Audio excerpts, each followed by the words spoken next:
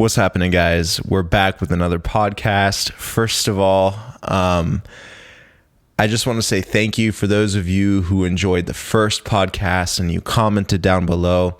I really want to use YouTube as a platform where I can connect with you guys a little bit more and just hear your side of things, and hopefully you can hear my side of things and grow and learn from it, because I've made a ton of mistakes, but I've also made a ton of successes.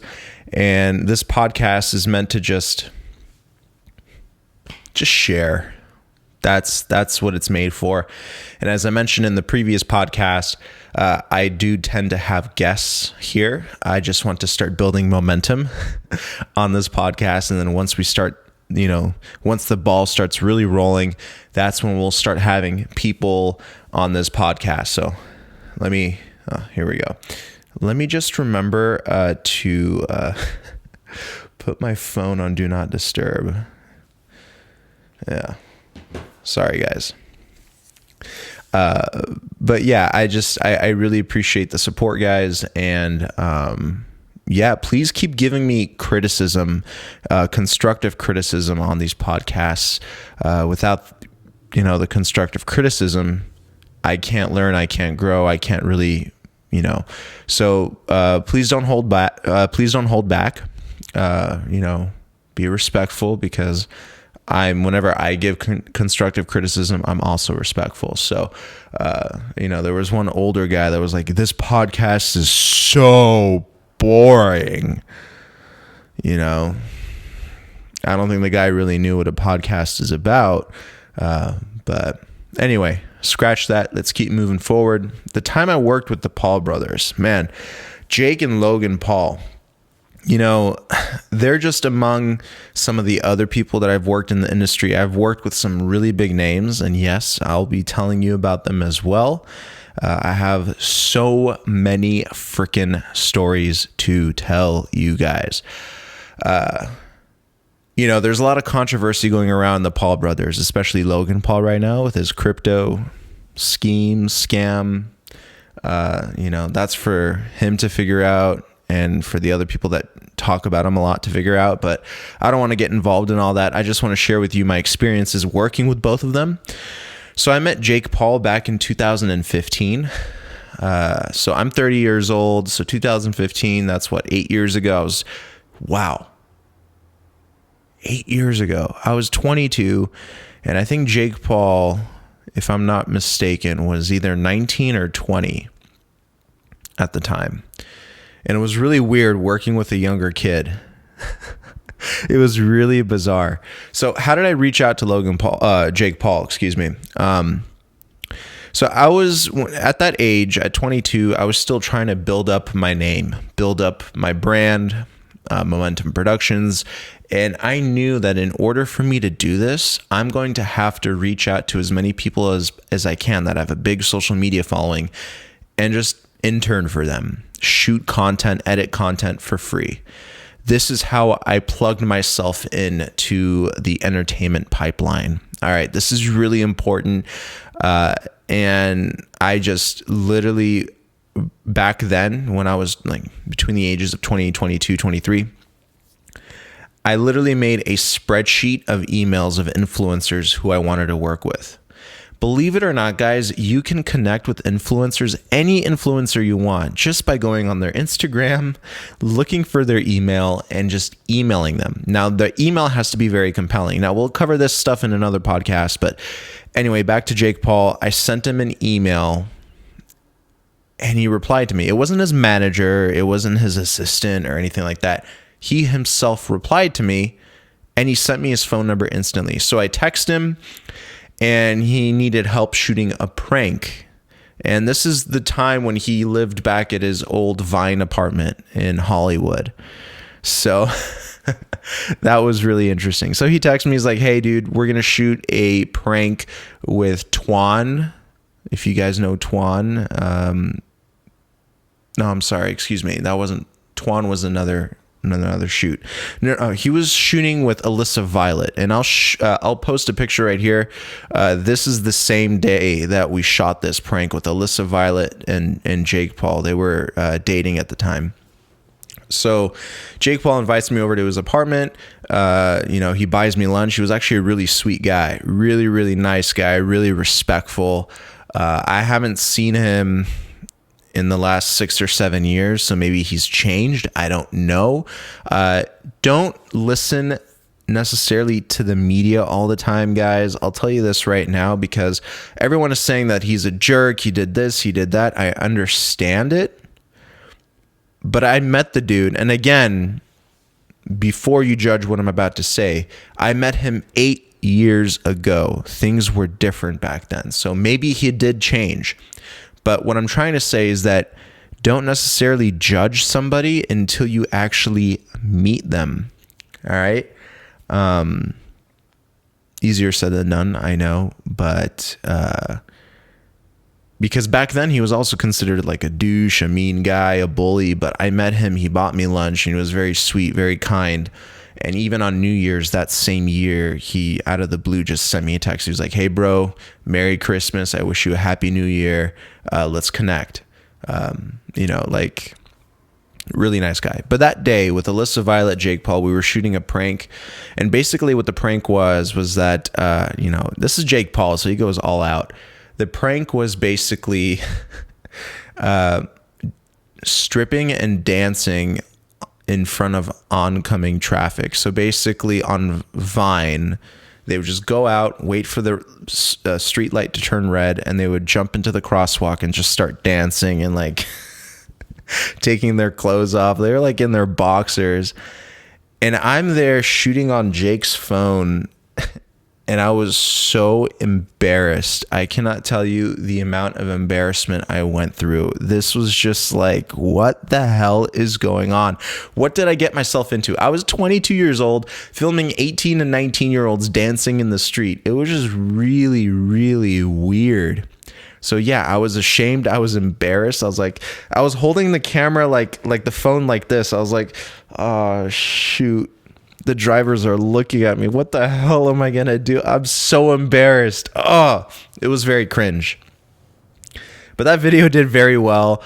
And I didn't jump in the street with them. I was off on the sidewalk. I was like too embarrassed, too scared to jump in the street and actually piss off some drivers. Because in LA, guys, if you piss off a driver, they will literally get out of the car and start, physically, fighting with you. So it was just a stupid thing for me to get into a fight about. So I just stayed out of the car's way. I was just like on the sidewalk filming on his iPhone. And I was like, oh my God, what the hell am I getting myself into? This is so embarrassing. But yeah, this was like the period of when Vine was ending and Jake was starting to get it back in, or Jake was starting to transition into YouTube. So 2015 is like when Vine was already like, boop. For those of you who don't know what Vine was, it was basically a 6-second video sharing platform. So you make videos that are 6 seconds long and boom, boom, boom. There you go. So that's what Vine was. So yeah, that was my first experience with Jake Paul. Fast forward, I don't know. Oh, that same day I also met Logan Paul, but I didn't really talk to him. I just shook his hand and we went about our way. But Jake and Logan Paul used to live together in that apartment. And a little bit about Jake Paul. The dude was very entrepreneurial. His mindset was just entrepreneur. I remember walking into the apartment and he had a big whiteboard in his room. Like he took me to his room. He just like showed me around the apartment. Really cool apartment, by the way. And he showed me this whiteboard of just a list of ideas and list of investors. One of the investors that he had listed on the whiteboard was Mark Cuban. He had Mark Cuban's email on this whiteboard. And he was telling me a story of how he reached out to Mark Cuban with an idea. And this was actually the idea he had for Team 10. I don't know if you guys remember this, but Jake Paul had a whole big, team of like a bunch of influencers that lived in this big house. And this was like back in the day, like 2000. When was Team 10 popular? Like 2017, 2018, if I'm not mistaken. So he had this idea for Team 10 when I first met Jake Paul, and he pitched this idea to Mark Cuban, hopefully, thinking that hopefully Mark Cuban would invest in Team 10.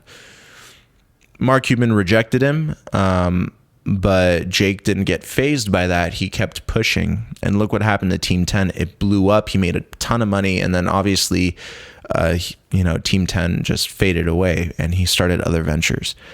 But the dude had a very powerful mindset, and it was very inspiring to see like an 18, 19-year-old like have this type of mindset, to just have this entrepreneurial mindset. So it was very inspiring to see that this dude was not just a prankster or just like some kid. The dude had a vision. He had a really solid vision. Very admirable. Very admirable. I know it's hard for you guys, from what you've seen on YouTube nowadays about Jake Paul, for me to say that he's admirable. He's admirable, at least when I met him. I don't know about now. I haven't seen him in a while. But I still have his phone and his phone number in my iPhone. My iPhone. I was thinking about I Love You, Man with Paul Rudd. He said iPhone, whatever. But yeah, Jake Paul was an admirable dude. I admire Jake Paul. Admirable dude. Fast forward a couple years, my friend Greg, social media genius. He worked with Logan Paul. He worked with Randy Jackson, with Vern Troyer, with a ton of influencers. Greg reaches out to me. I met him in a frat in college. AE Pi, right? That's the frat that I was in for a little bit. So Greg reaches out to me, and he gets me a job working, it was just a one-time gig working with Logan Paul, Jake's brother. And we filmed this dude. He has like a really big reptile shop, not in California, some other state. And he brought over like a huge snake and all these other reptiles. And then we were just shooting a video with Logan Paul. I didn't get too much of a vibe from Logan Paul. I don't know if I really liked him. He just seemed kind of douchey, but this is when, he was a little bit older. Fast forward a couple of years, but I definitely liked Jake a lot more than I did Logan. But that probably also has to do with the fact that I didn't really spend too much time with Logan. I can also tell you guys about the time that I worked with Lele Pons and Twan. Damn, that was also another interesting experience. Working with Lele Pons, man. Woo! That girl has some energy. That's all I can say about Lele Pons. That's all I can say. I worked with her for a couple of hours, and I was like, damn, she has a lot of energy. But yeah, I have just a ton of stories about working with different influencers. I mean, Chef Rush, dude. Do you guys know who Chef Rush is? Google him. Oh man, I got a story about him. I don't want to get into it in this podcast, but him and I have the same birthday. We're both Virgos. Now we'll talk about it in another podcast, but damn. Not everyone is cool as you think they are. I'll just put it that way. All right. I've been wronged by a lot of these big influencers, just business wise. They took advantage. Here's the thing.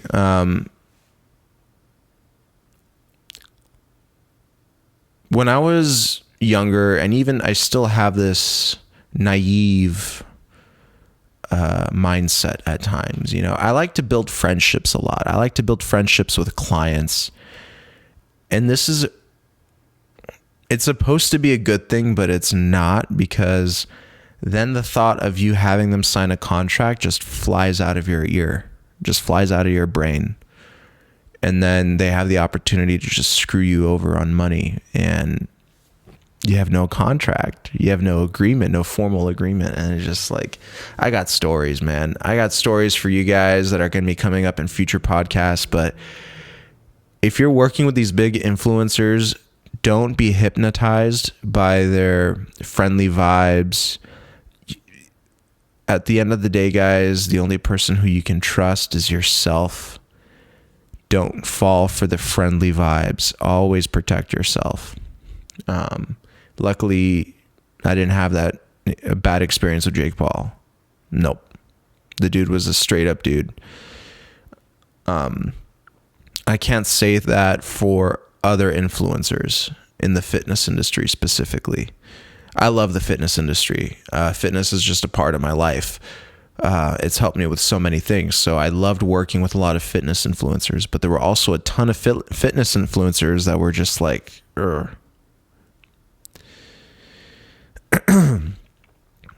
one in particular, really good guy who also gets a lot of bad rep in the media is Brad Castleberry.